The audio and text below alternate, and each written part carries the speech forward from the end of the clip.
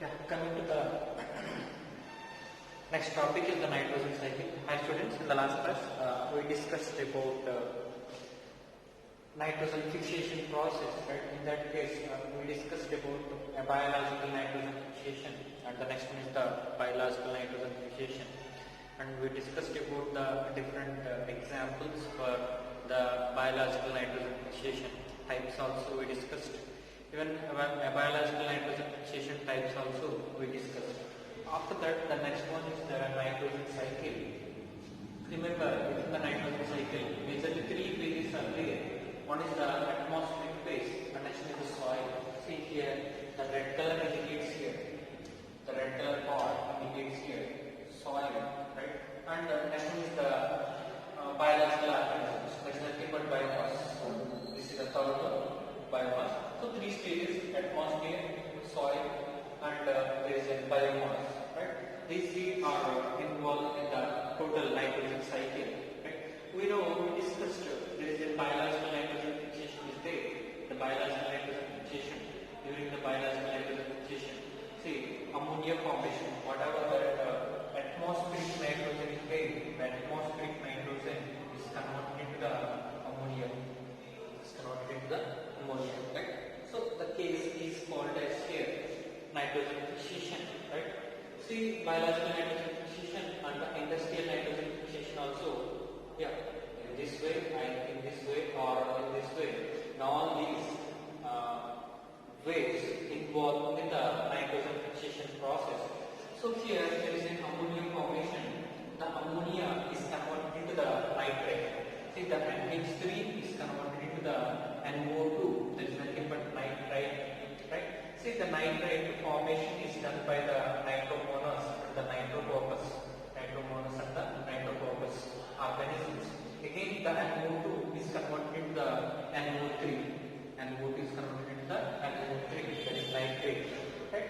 See the nitrate formation done by the nitrobacter. Why I mentioned here these bacteria names, the names also important: nitrite, nitrate, right? Ammonia to nitrite. So these are the bacteria which are involved in the conversion of ammonia to nitrite, nitrite to nitrate. Nitrate is one of the uptake form, means that is one of the absorptive form, right? See, NO3 absorbed by the plant biomass. Again, the plant biomass involved in the plant biomass. Again, taken by the animal biomass. So here, once the plants are died and animals are died, decaying of biomass, ammonification.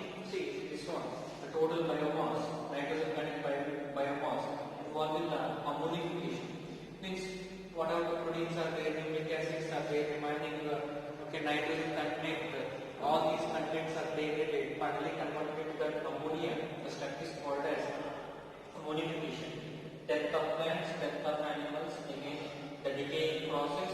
The decaying process usually supporting for the ammonification. Again that ammonia is entered to the soil. That ammonia is entered to the soil. So here, this is the basic concepts on how the soil contains nitrogen is entered to the atmosphere by the denitrification process. The process is called as denitrification process. Here Pseudomonas and the Thiobacillus. These are the two bacteria examples here. These two are supporting for the denitrification process. Right? Again the nitrogen is entered to the atmosphere. Again the nitrogen entered to the atmosphere. So all of you remember, this is a very easy concept. Biological nitrogen fixation process.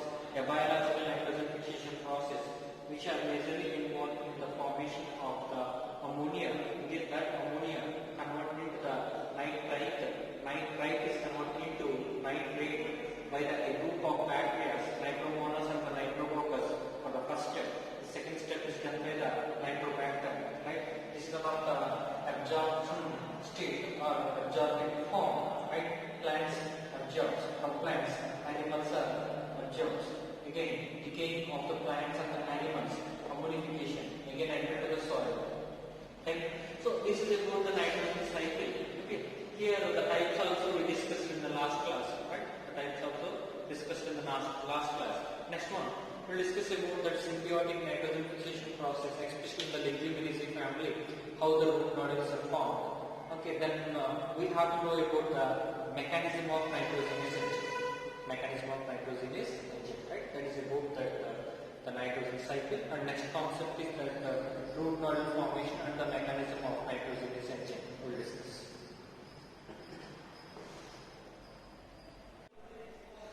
Coming to the next topic is the symbiotic nitrogen fixation process.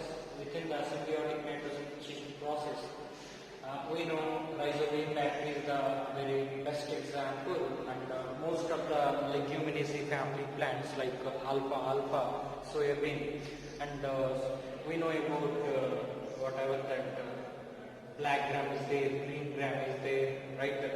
And some of the pulses, okay, especially the leguminaceae family produces the pulses, right? The pulse family, the pulses producing family plants mostly involved in the nitrogen fixation process. During that nitrogen fixation process, root nodules are produced by the rhizobium bacteria. So here we are discussing about how the nodules are formed. See, the very first one is that there is a plant cortex. Yeah, this is one of the epidermal cells are there, cortex cells are there. After that, we know there is a pericycle cells are there, right? See here, the root hairs are there. These are the root hairs which are interacting with that soil particles. The black color indicates here soil particles, and there is in red color dots here, right? The red color dots are nothing but rhizobium bacteria, right? See, this is one of the very first stage. This is the very first stage during the root nodule formation, right? After that, once the rhizobium bacteria, so how the rhizobium bacteria are attracted here? See, the plants especially produces some of the sugars and the flavonoid compounds, and the presence of these sugars and the flavonoid compounds and some of the amino acids, the rhizobium bacteria is attracted. The rhizobium bacteria is attracted. Once the rhizobium bacteria is attracted, that bacteria invade on the root hair cells. Invade is nothing but infection. The bacteria cells which are attacked on the root hair cells, that is nothing but invade. Okay, this one is also called infection stage. Right? After that infection, right, there is an infection thread formation. Means whatever that bacterial cells are there, the bacterial cells are continuously entering the inside the cells. Okay, there is a thread-like structure is formed by the entry of the bacterial cells. Right, so this one is called as infection thread formation. Finally, mature nodule formation takes place. Mature nodule formation takes place. Remember here, only 4 stages are there. The very first stage, rhizobium contact with the root hairs. This is about that red color one indicates here. Rhizobium bacteria. The rhizobium bacteria cells contact with that root hair cells or the epidermal cells. Right? This is the very first stage. How the attachment takes place means a group of chemical components are secreted by the root hair cells of the plant, right? A group of amino acids, a group of sugars, and some of the flavonoid compounds are secreted by the root hair cells, right? Then the bacteria are attracted and attached to the root hair cells, right? And as is the stage 2, within that stage 2, here there is an infection. That is nothing but the bacteria cells are try to attack on the root hair cells. That is nothing but invade. The bacteria cells are invading on the root hair cells. During that process, the root hairs curl or there is a bent structure or curling takes place. That curling is nothing but the hook formation. The curling is nothing but the hook formation. Infection takes place during that infection process. Hook formation takes place. We know, I already said, the interaction between the bacteria and the root hairs, fabaceous plant root hairs, specific interaction because of a group of lectins are there. Presence of the lectins, the bacteria cells are entering to the inside the root hairs, right? So there is a lectin interaction is there. And stage 3, see continuously the bacteria cells are entering to the inside that epidermal cells and the cortex cells and the pericycle cells, right? The infection thread formation takes place. Once the bacteria are entering to the inside, see generally these are here aerobic condition. Outside the root hairs, the bacteria are aerobic condition. Once the bacteria are entered into the inside, around the bacteria there is a thick coat formation which takes place. Okay, that is nothing but bacterioid. That is nothing but the bacterioids. So once the rhizobine bacteria are entered into the inside the root hair cells, there is a bacterioids formation which takes place. That bacterioids are spread into the cortical, cortex cells and the pericycle cells region, right?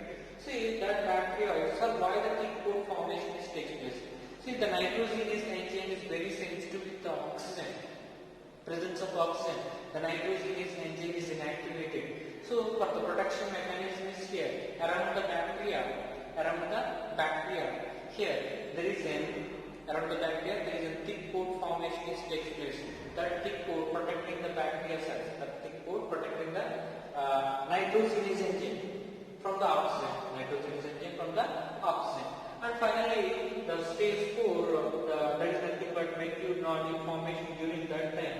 Vascular connection between the bacterioids and the cells, especially the cortex cells and the pericycle cells and the root hair cells. See, the vascular connection is nothing but exchange of nutrients. See, here the rhizobine bacteria involved in the synthesis of nitrogenous compounds which are taken by the plant, and the rhizobine bacteria getting the nutrients from the plants. Means food, material and the water and animal are absorbing from the plants. So here both these are getting benefit. Right? So here there is about that vascular connection. So these are the 4 stages are there. Also remember, there is NIF genes are there. NIF genes are responsible for the synthesis of nitrogenous enzyme. NIF genes are responsible for the synthesis of nitrogenous enzyme. And there is a NOD genes are there. NOD genes are responsible for the nodule formation. So there is a NIF genes and the NOD genes which are responsible for the nitrogen fixation. Right? That is about the root nodule formation. Next one we will discuss about that mechanism of nitrogenous enzyme. Right?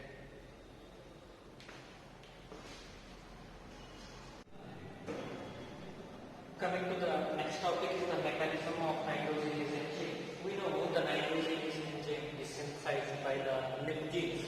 The NIF genes are located within the bacteria cells only. Right? The NIF genes are only present inside the bacteria cells. Right? And the NOD genes are present within the bacteria and within the plant cells also. Mostly in plant cells, the NOD genes are there, but some part of the NOD genes are present within the bacteria cells also. See, the main conclusion is here: nitrogenous enzyme is synthesized by the bacteria, because the NIF genes are located within the bacteria cells. And see here, whatever that nitrogenous enzyme is there, the nitrogenous enzyme easily having the 2 types of subunits are there. Which within the nitrogenous enzyme, iron subunits are there.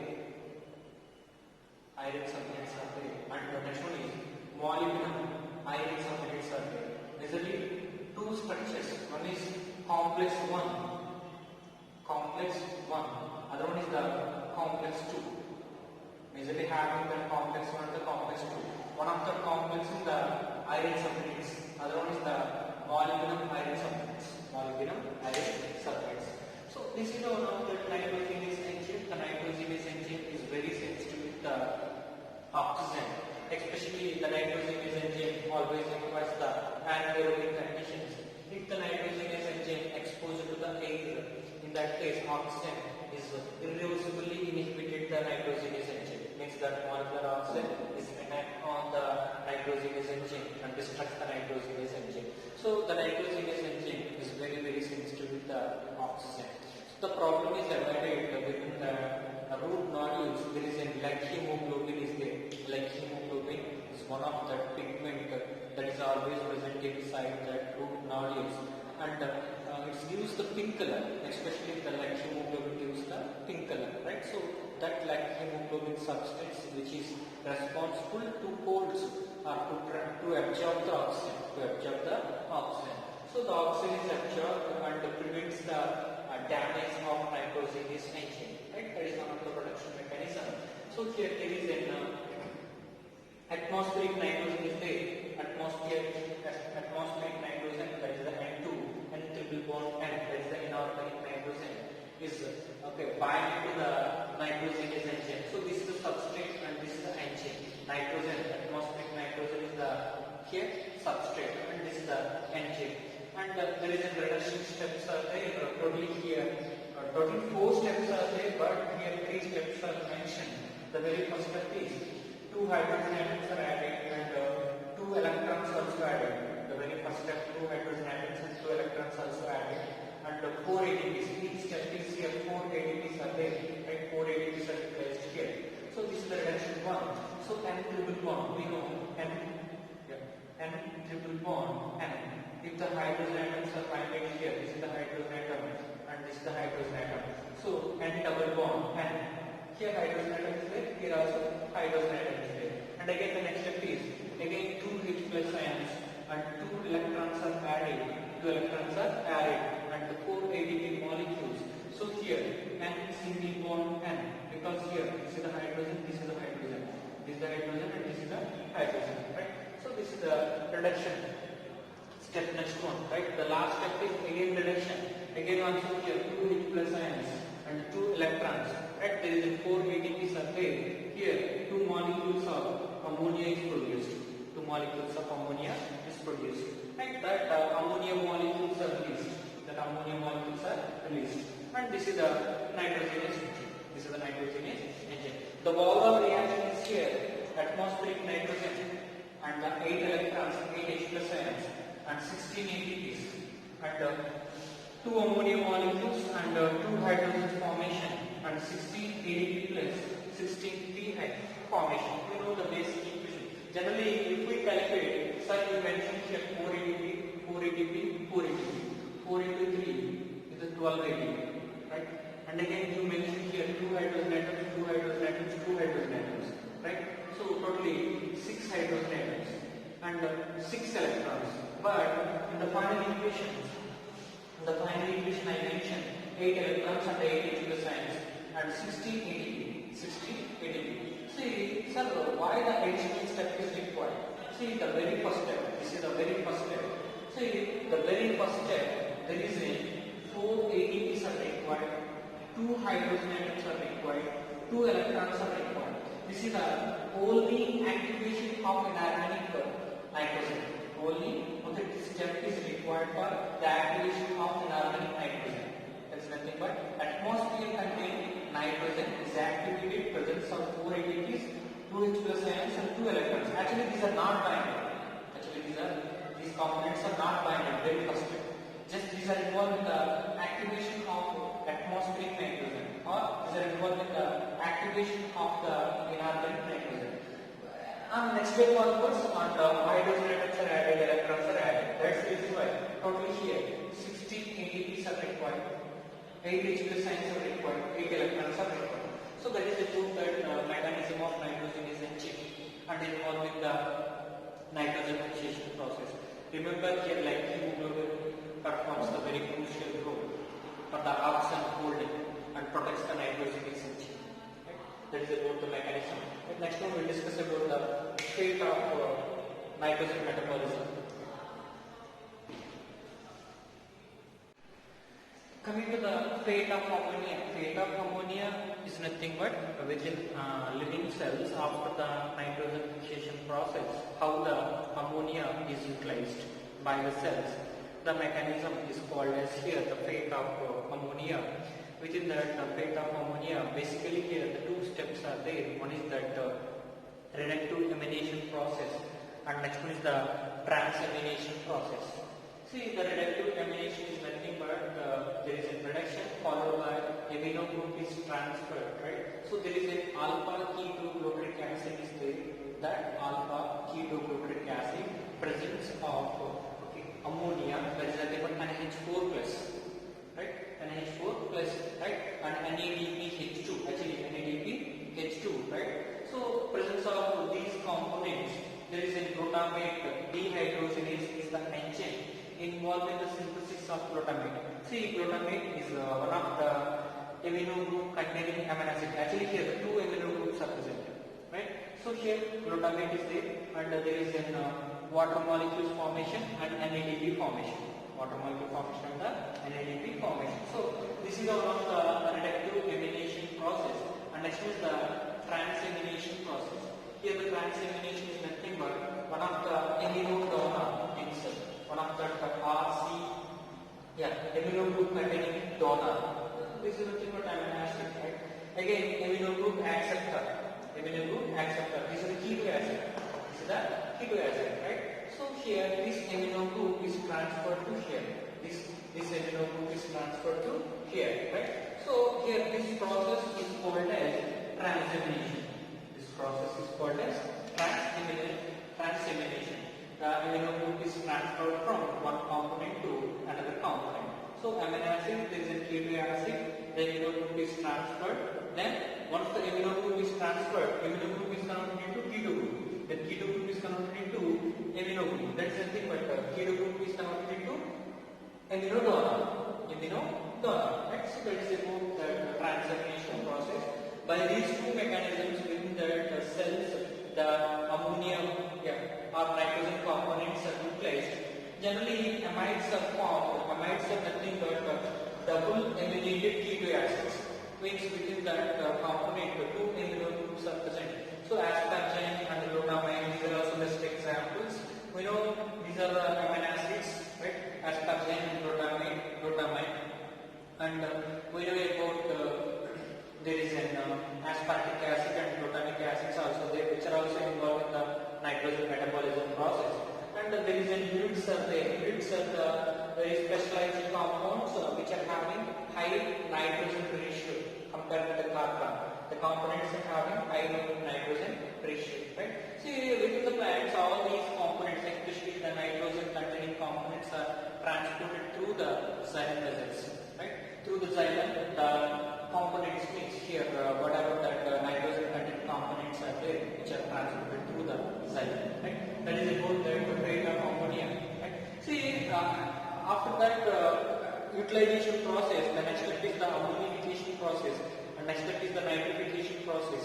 Okay, ammonification is nothing but once the nitrogen is entering into organism's body, after the death of the organisms, maybe the plants, maybe the animals, that one is converted into the ammonia. See, I already said a group of bacillus bacteria are there, right? There is a conversion which takes place. There is an NO2 conversion and NO3 conversion by the Nitrococcus, Nitrobacillus and Nitrobacter. These are the chemoautotropic bacteria, and these bacteria involved in that nitrification process. After the nitrification process, the last step is that denitrification. Okay, there is a thiobacillus, right? Thiobacillus bacteria. That bacteria, the soil contains ammonia or soil contains nitrogen compounds are converted into the atmospheric nitrogen. The step is called as denitrification. So actually, these are the steps. These are the steps completely related to the fate of ammonia. Not only the reductive amination and the transamination.